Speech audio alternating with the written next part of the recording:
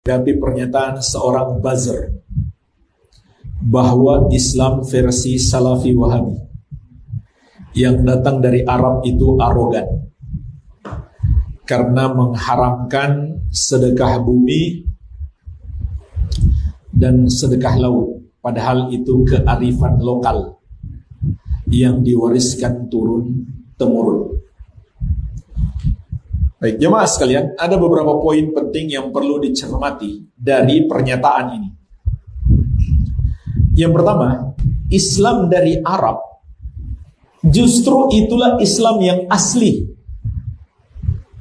Karena Islam memang Allah turunkan kepada orang Arab pertama sekali. Dan orang Arab yang paling mulia Nabi kita, Nabi Muhammad sallallahu alaihi wa ala alihi wasallam. Kalau kemudian ada orang-orang Arab yang menyimpang dari ajaran Islam, maka itu saja yang kita celah. Jangan mengeneralisir. Bahkan Allah ingatkan khusus kepada bangsa Arab. Laqad ja'akum rasulun min anfusikum. Sungguh telah datang kepada kalian seorang rasul dari diri kalian sendiri, dari bangsa Arab. Walaupun ayat ini juga bisa bermakna dari jenis manusia, tapi secara khusus ayat ini mengandung makna kemuliaan bangsa Arab. Namun jamaah sekalian, tentu kemuliaan itu hilang ketika hilang keimanan dari diri mereka. Orang Arab itu mulia karena iman. Kalau mereka tidak beriman, maka mereka bukan lagi orang yang mulia. Iya. Jadi ini yang pertama. Ini kalimat mengandung penolakan terhadap ajaran Rasulullah sallallahu alaihi wasallam dan pengkaburan makna, seakan-akan Islam itu ada banyak versi.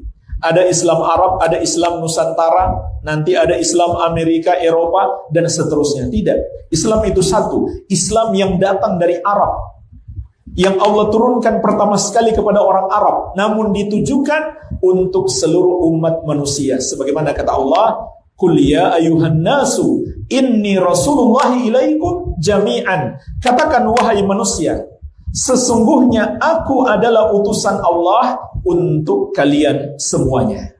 Jadi seluruh makhluk harus ikut pada Islam Arab, yaitu Islam yang pertama sekali diturunkan oleh Allah kepada orang Arab yang paling mulia, Nabi kita Nabi Muhammad sallallahu alaihi wa ala alihi wasallam. Bukan Islam yang ada pada sebagian orang Arab yang sudah menyimpang, bukan itu maknanya. Iya. Jadi ini yang pertama. Kemudian yang kedua jamaah sekalian, ucapan seperti ini bukan hal yang baru. Ucapan untuk menolak ajaran yang Allah turunkan dengan beralasan bahwa itu bertentangan dengan ajaran nenek moyang, dengan tradisi lokal, dengan budaya lokal. Ini kalimat yang diucapkan oleh seluruh penentang para nabi dan rasul dari dulu sampai hari ini. Sebagaimana Allah ingatkan dalam banyak ayat. Wa idza qila lahum ittabi'u ma anzalallah qalu bal nattabi'u ma alfayna 'alaihi aba'ana awalau kana aba'uhum la ya'qiluna syai'aw wa la yahtadun. Dan apabila dikatakan kepada mereka, ikutilah yang Allah turunkan, yaitu Allah turunkan kepada para nabi dan rasul, termasuk Nabi Muhammad SAW yang orang Arab. Ikutilah ajaran itu yang Allah turunkan kepada Rasulullah SAW, Nabi kita yang orang Arab.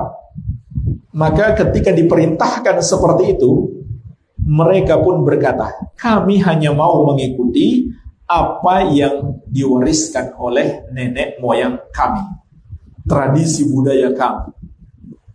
Subhanallah, persis sekali seperti ucapan mereka dahulu. Maka Allah membantah mereka. Awalau kana aba'uhum la ya'qiluna syai'aw wa la yahtadun. Apakah mereka masih mau mengikuti juga? Walaupun nenek moyang mereka tidak mengetahui apapun dan tidak mendapatkan hidayah. Tidak mengetahui apapun artinya. Belum mengerti ajaran-ajaran agama. Agama Islam belum datang kepada mereka. Belum mendapatkan hidayah. masih tersesat dengan kekafiran dan kesyirikan agama-agama terdahulu. Apakah layak itu diikuti? Maka Allah yang membantah mereka. Jadi ini poin yang kedua yang perlu dicermati dari pernyataan ini. Persis seperti yang diucapkan oleh para penentang Nabi dan Rasul terdahulu. Jadi ini kita jangan terlalu heran, karena pertikaian, perselisihan antara pengikut kebenaran dan kesesatan itu akan terus berlanjut sampai akhir zaman. Iya. Kemudian yang ketiga jemaah sekalian, ada permainan setan untuk menyesatkan manusia. Menamakan sesuatu yang buruk dengan nama-nama yang baik. Perbuatan dosa syirik dinamakan sebagai sedekah bumi dan sedekah laut. Padahal sedekah itu bahasa Arab, bahasa syariat, bersedekah. Tapi mereka namakan bukan untuk amalan yang sebenarnya. Ini diantara permainan setan untuk menyesatkan manusia, menamakan keburukan dengan nama-nama yang indah, menghias-hiasi amalan-amalan buruk sehingga terlihat bagus. Ini diantara tipu daya setan yang Allah sebutkan dalam banyak ayat. Wa zayyana lahumu syaitanu a'malahum fasaddahum 'anis sabil fahum la yahtadun. Di antaranya kata Allah, dan setan memperindah untuk mereka amalan-amalan buruk mereka itu. Maka dengan itu setan menghalangi mereka dari jalan yang lurus sehingga mereka tidak mendapatkan hidayah. Jadi hati-hati. Sebagaimana riba dinamakan bunga, racun disebut selera pemberani. Subhanallah. Dan seterusnya. Ini semua permainan setan. Maka hati-hati. Nah, kemudian jemaah sekalian, apa hakikatnya sedekah bumi dan sedekah laut itu sehingga dihukumi haram, bahkan syirik oleh ajaran Islam yang asli? Karena di dalam upacara atau ritual tersebut terkandung berbagai pelanggaran syariat. Yang paling parah adalah kesyirikan. Jadi asal daripada sedekah bumi itu adalah meyakini ada selain Allah yang membuat tanaman mereka bertumbuh dengan baik sehingga mereka bisa panen, yang mereka sebut Dewi Sri. Ini kan berasal dari khayalan juga, tidak nyata, khurafat, nggak bisa dibuktikan dengan dalil ilmiah. Ya. Dan termasuk keyakinan kufur, lebih kufur daripada musyrik jahiliyah.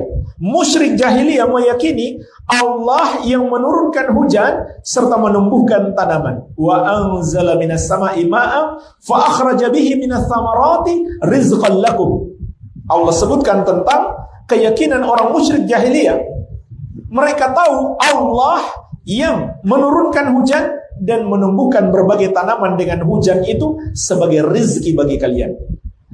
Tapi ada orang yang mengaku muslim masih percaya kepada Dewi Sri. Ini syirik dalam rububiyah. Kemudian mereka adakan upacara sedekah bumi untuk persembahan kepadanya. Maka ini syirik dalam ibadah. Menduakan Allah, mempersekutukan Allah. Kemudian juga ada keharaman lain, yaitu pemborosan harta. Sedekah bumi itu kan ada kepala kerbau misalkan atau kepala kambing, mereka tanam, mereka kuburkan. Subhanallah, satu kepala kerbau itu kalau dibikin sop mungkin 50 mangkok jadi itu. Lalu kita beri makan orang miskin, itu sedekah yang sebenarnya. Cuma disia-siakan, ditanam di dalam tanah. Ada yang ngeles, itu buat sedekah bagi cacing. Belum tentu cacingnya makan. Itu kan kebodohan jemaah sekalian, dan pemborosan harta. Apalagi di masa pandemi ini banyak yang susah cari makan. Lalu ada kepala kerbau cuma ditanam begitu saja. Seperti sedekah laut juga, sama.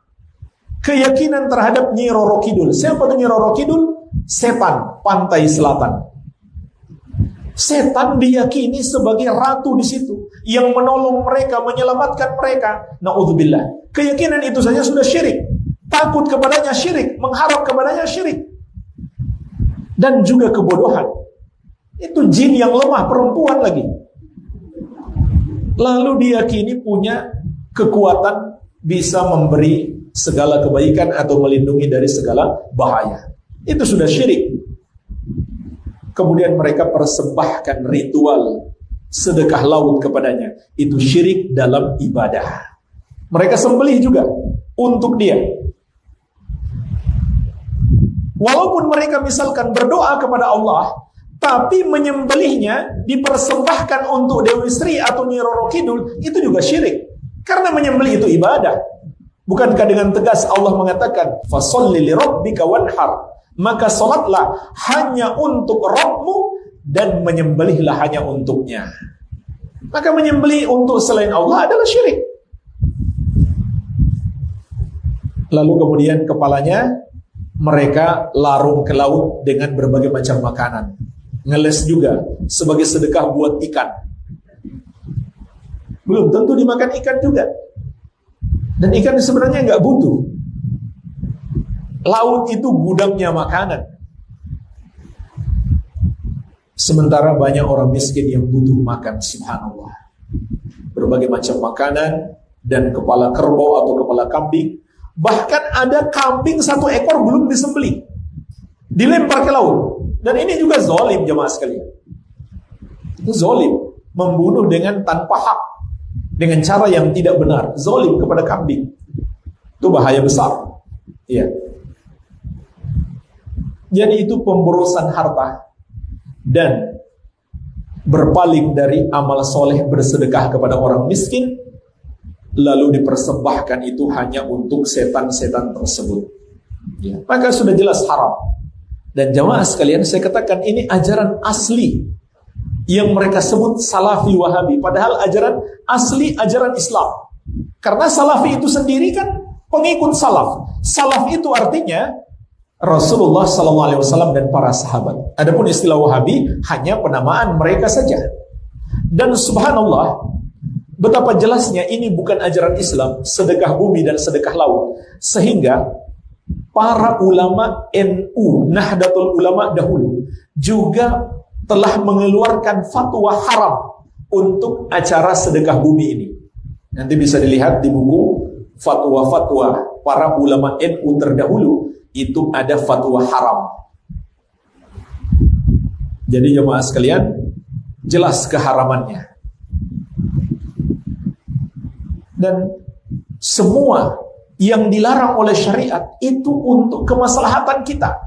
Justru orang yang menolaknya, dialah yang arogan, dialah yang sombong. Karena hakikat sombong apa? Kata Nabi SAW, batrul haq wa ghamtun nas. Menolak kebenaran dan menganggap remeh orang lain. Nomor 1 kesombongan yang paling tinggi adalah menolak kebenaran. Apa kebenaran itu? Yang datang dari Allah dan Rasulnya. Maka siapa yang menolak kebenaran, menolak ajaran Allah dan Rasulnya, menolak Islam Arab, Islam yang asli, dialah sesungguhnya orang yang arogan, orang yang sombong. Sebagaimana kata Nabi SAW. Justru Islam melarang itu semuanya untuk kebaikan kita, supaya kita tidak menghamba kepada setan, supaya kita tidak menghamba kepada makhluk siapapun itu, supaya kita tidak menyia-nyiakan harta, supaya kita bersedekah kepada orang miskin. Jadi untuk kebaikan kita.